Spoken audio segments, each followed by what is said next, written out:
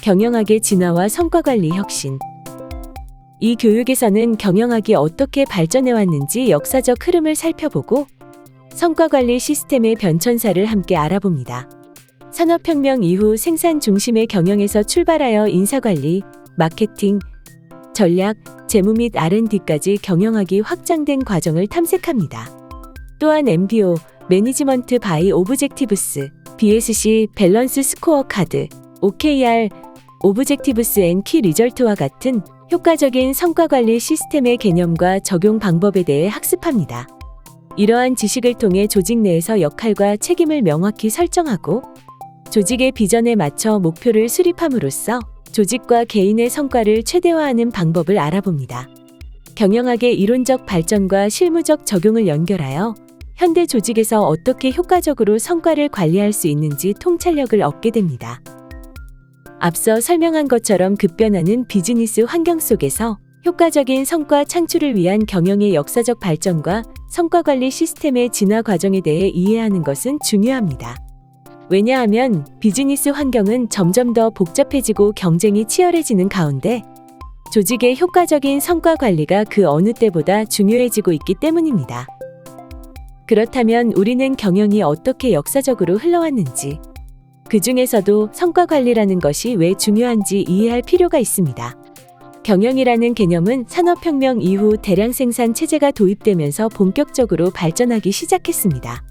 초기에는 유럽에서 체계적인 경영 시스템 연구가 시작되었으나 세계대전으로 유럽 산업이 타격을 입으면서 미국에서 실질적 적용과 발전이 이루어졌습니다.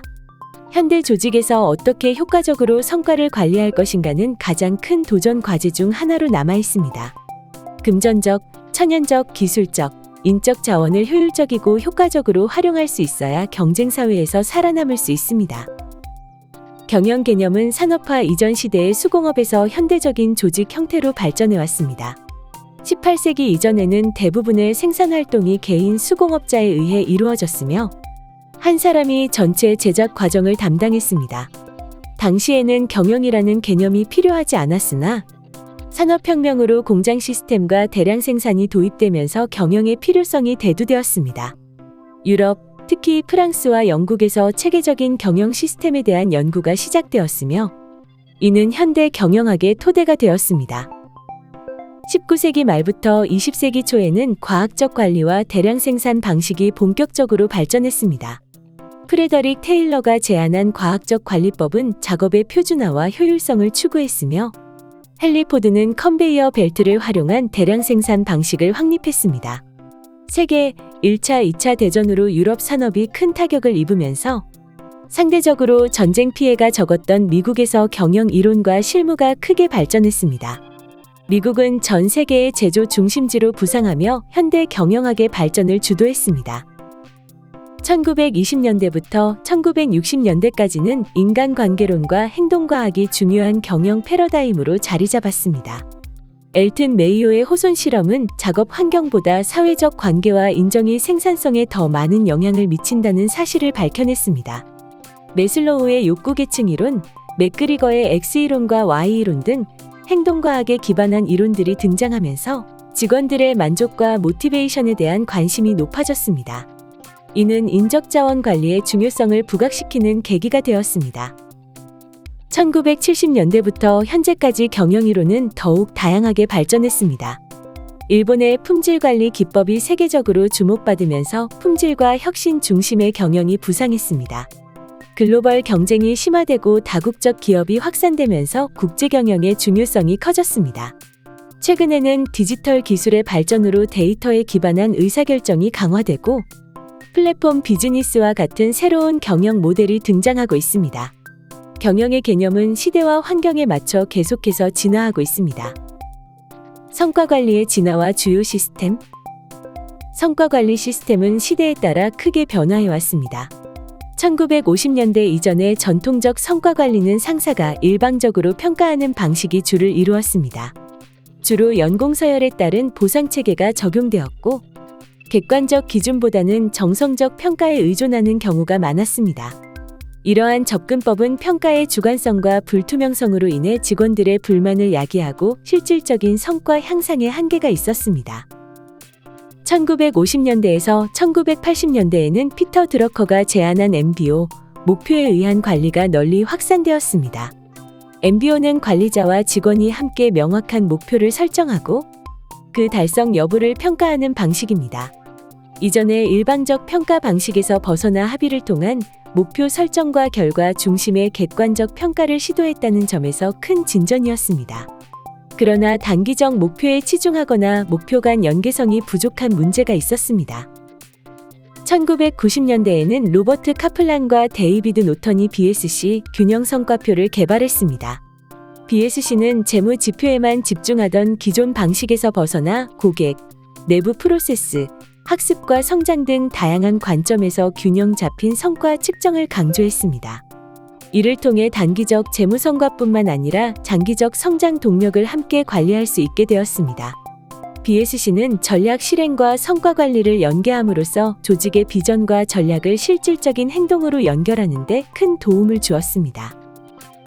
2000년대 이후 현대적 성과 관리 시스템은 더욱 유연하고 민첩해졌습니다. 구글에서 널리 알려진 OKR은 도전적인 목표 설정과 투명성을 강조하며 분기별로 빠르게 목표를 조정합니다.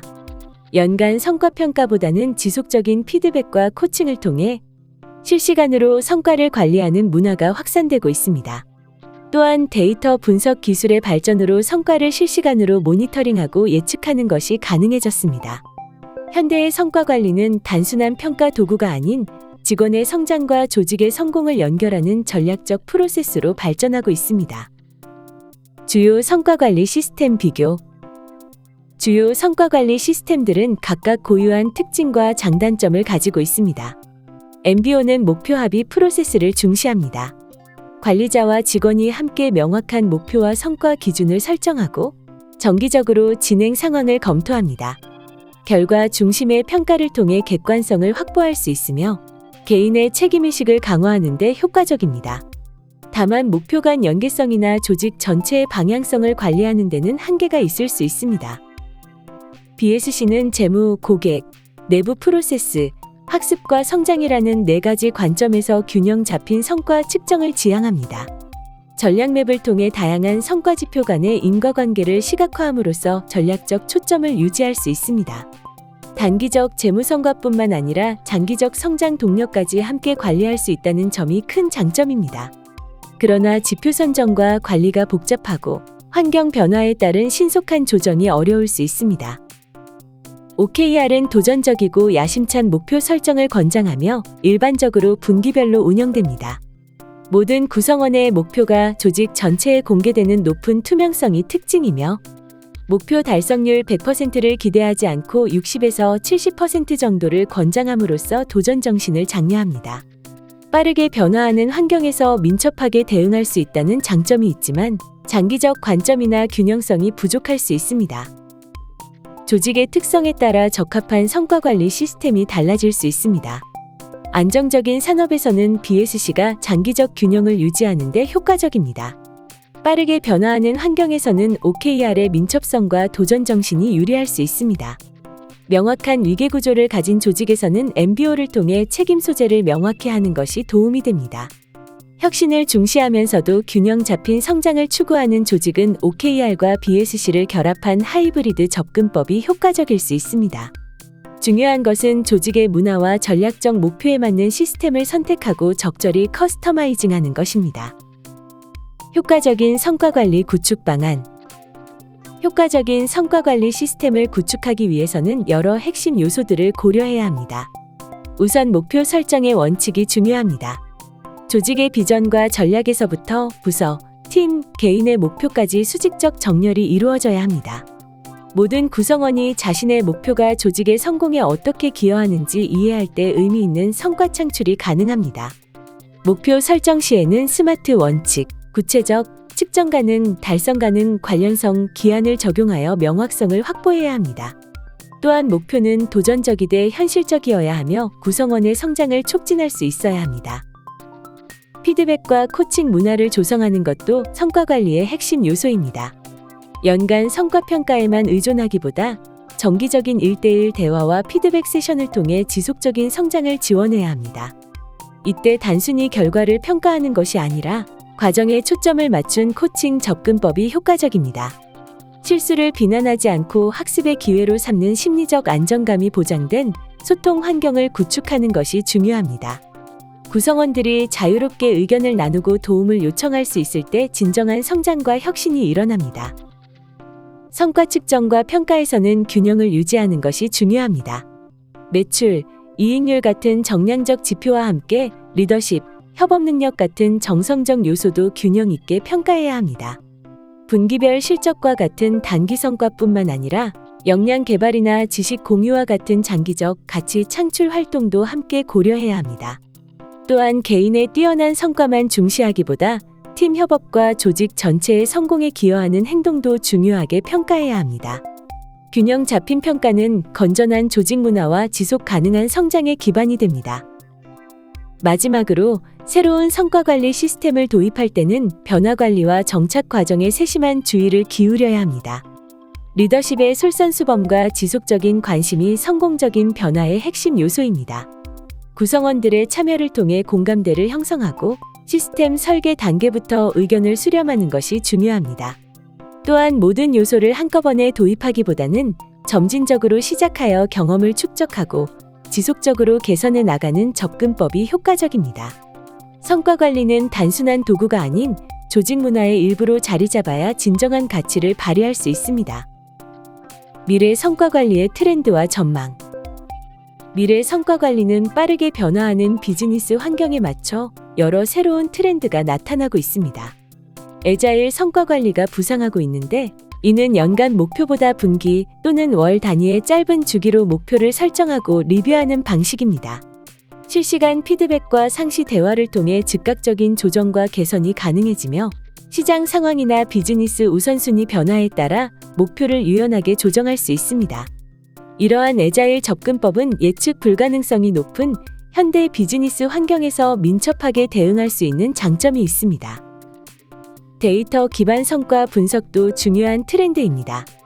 인공지능과 빅데이터 기술을 활용하여 성과를 예측하고 개선점을 도출하는 것이 가능해졌습니다. 이메일, 캘린더, 협업 도구 등 다양한 데이터 소스를 통합 분석하여 업무 패턴과 성과 요인을 파악할 수 있습니다. 이러한 데이터 기반 접근법은 주관적 판단에만 의존하지 않고 객관적인 지표를 통해 성과를 관리할 수 있게 해주며 개인과 팀의 성과 향상을 위한 구체적인 인사이트를 제공합니다. 프라이버시와 윤리적 측면에 대한 고려도 함께 이루어져야 할 것입니다. 직원 웰빙과 성과의 통합적 관리도 주목할 만한 트렌드입니다. 단순히 성과만을 추구하는 것이 아니라 직원의 웰빙과 성과 간의 밀접한 연계성을 인식하고 함께 관리하는 접근법이 확산되고 있습니다. 과도한 업무 부담으로 인한 번아웃을 방지하고 지속 가능한 성과를 창출할 수 있는 환경을 조성하는 것이 중요합니다. 또한 개인의 강점, 관심사, 경력 목표에 맞춘 맞춤형 성장 경로를 설계하여 직원 만족도와 성과를 동시에 높이는 방안이 모색되고 있습니다. 원격 및 하이브리드 근무 환경에서의 성과 관리도 중요한 과제로 부상했습니다. 물리적으로 같은 공간에 있지 않아 가시성이 낮은 환경에서는 결과 중심의 성과 측정과 신뢰 기반의 관리가 더욱 중요해집니다. 출근 시간이나 근무 시간보다는 실질적인 성과와 기여도를 평가하는 방향으로 변화하고 있습니다. 또한 화상회의, 협업 도구, 프로젝트 관리 솔루션 등 디지털 도구를 활용하여 효과적으로 협업하고 성과를 추적하는 방안이 발전하고 있습니다. 이러한 변화는 코로나19 이후 더욱 가속화되었습니다.